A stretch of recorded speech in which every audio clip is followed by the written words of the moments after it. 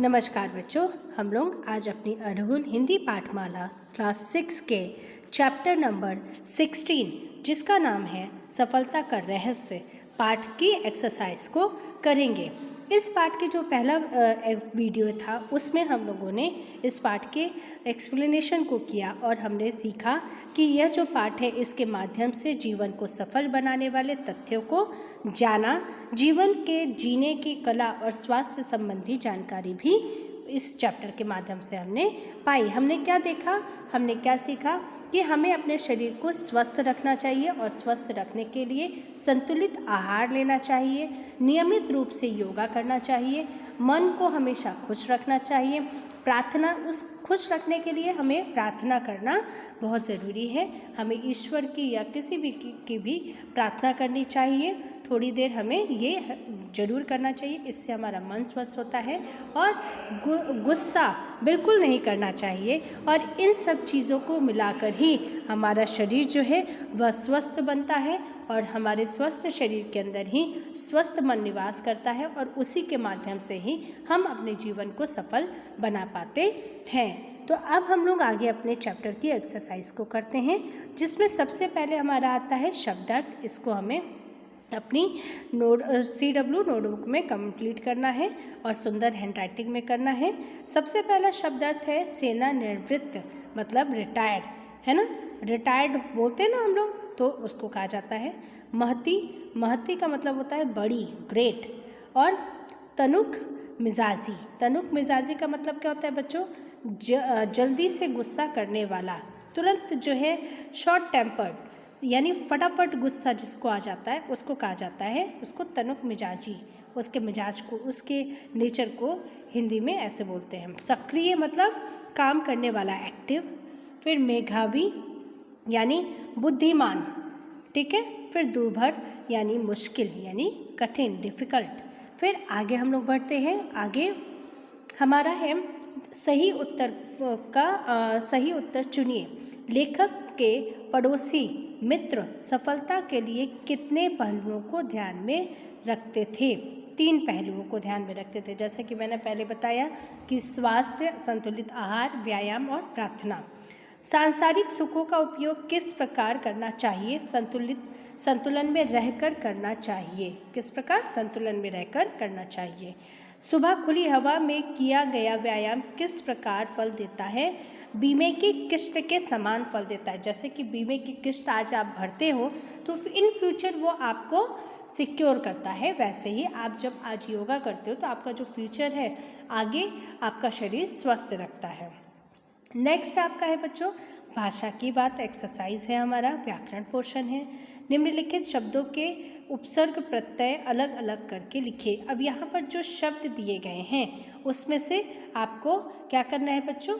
उपसर्ग भी अलग करना है और प्रत्यय भी अलग करना है। जैसे शिष्ट, शिष्ट के विशिष्ट है, विशिष्ट के आगे वी ये उपसर्ग है और ता जो ये आपका प्रत्यय है। तो यहाँ देखिए वी और ता, वी उपसर्ग है और ता जो है प्रत्यय है।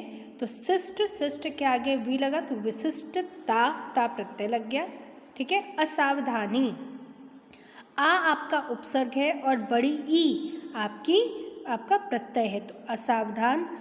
वैसे सावधान है और इसमें ये दोनों लग गया तो असावधानी बना।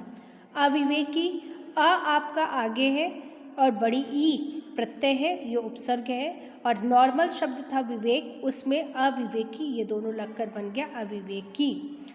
और अ और इत, आरक्षित, रक्षित और आरक्षित, रक्षित शब्द था, ठीक है, उसमें आगे उपसर्ग लगा आ और इत लगा और बन गया आरक्षित, ठीक है। तो ये इस प्रकार से इस शब्दों के उपसर्ग और प्रत्यय हमने अलग करके यहाँ पे लिखे हैं। अब आगे बच्चों इसका सेकंड वाला जो है ये आप जो है छोड़ देना, इसको मैं बाद में देखूंगी। अभी इसका क्योंकि स्पेस नहीं है आपके टेक्स्ट बुक में, इसलिए आप इसको छोड़ दीजिएगा। नेक्स्ट आ जाएंगे गा वाले में। जो शब्द संज्ञा या सर्वनाम के गुण, दोष, रंग, आकार आदि के विषय में बताते हैं या बताएं तथा संज्ञा या सर्वनाम की विशेषता बताएं, उन्हें हम विशेषण कहते हैं। यानी किसी की विशेषता, किसी की स्पेशलिटी को बताने वाले शब्द को ही हम विशेषण कहते हैं। उचित विशेषण द्वारा वाक्य को पूर्ण कीजिए। यहाँ पे आपका सेंटेंस है, उसको अपूर्ण सेंटेंस है, उसको पूर्ण करना है किससे? विशेषण शब्दों से। तो सदाचारी मनुष्य सर्वत्र पूजनीय होता है। सदाचारी मतलब कि जिसके आचार विचार व्यवहार सब कुछ अच्छे हों, वो हमेशा पूजनीय होता है। परिश्रमी छात्र ही परीक्षा में सफल होता है। ठीक है।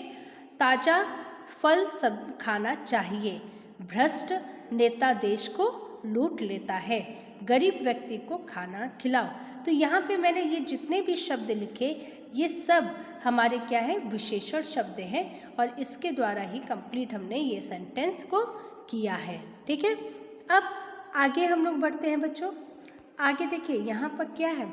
गुणवाचक विशेषण के कुछ उदाहरण पाठ में ढूंढकर लिखिए। पाठ से ढूंढकर लिखना है। तो गुणवाचक विशेषण क्या है पहले वो देख लें।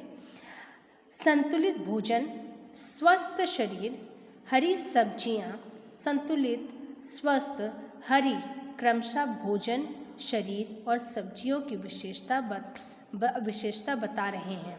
विशेषता बताने वाले शब्द गुणवाचक कहलाते हैं। ठीक है। जो शब्द को विशेषता बताते हैं वही गुणवाचक विशेषण होते हैं। गुणवाचक विशेषण 4 प्रकार के होते हैं। पहला गुणवाचक, संख्यावाचक, परिमाणवाचक, सार्वनामिक विशेषण। गुणवाचक यानी जिसकी गुणों की व्याख्या की जाए उसको गुणवाचक विशेषण। संख्या मतलब संख्या बताई जाए, है ना, संख्या के द्वारा विशेषण बताया जाए, संख्यावाचक। परिमाण मतलब नाप तौल, परिमाण का मतलब क्या होता है? नाप तौल के द्वारा बताया जाए।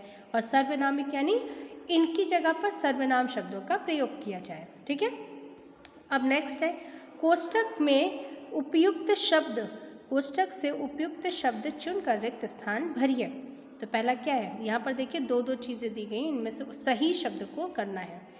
मधुर बोलने से बात बिगड़ने के बजाय, सिवाय नहीं, सिवाय का मतलब अलग हो जाता है, बजाय संवर जाती है। मेहनत करने से परिणाम अच्छा होता है। ठीक है। परिणाम अच्छा होता है, परिणाम। ठीक है। सॉरी, यहाँ परिमाण मैंने टिक कर दिया है, यहाँ पर होगा परिणाम। स्वस्थ, अच्छा स्वास्थ्य सुखी रहने के लिए आवश्यक है। स्वास्थ्य सुखी रहने के लिए आवश्यक है। हमें प्रतिकूल परिस्थिति में धैर्य नहीं खोना चाहिए। प्रतिकूल का मतलब प्रतिकूल और अनुकूल। अनुकूल मतलब हमारे समान परिस्थिति, और प्रतिकूल हमारे अपोजिट परिस्थिति जब होती है तो उसको कहा जाता है प्रतिकूल। हमारे प्रतिकूल परिस्थिति में हमें अपना धैर्य नहीं खोना चाहिए। हमें प्रार्थना पर बल देना चाहिए। शक्ति नहीं, यहाँ पर बल आएगा, बल देना चाहिए। ठीक है। तो इस प्रकार से हमारी चैप्टर की जो है एक्सरसाइज है ये फिनिश हो रही है, ख़त्म हो रही है, और आप इसको अपनी टेक्स्ट बुक में सुंदर हैंडराइटिंग के साथ कंप्लीट कीजिएगा। और आशा करती हूँ कि आपको ये सारे चैप्टर अच्छे से, पूरा चैप्टर अच्छे से समझ में आया होगा। धन्यवाद बच्चों।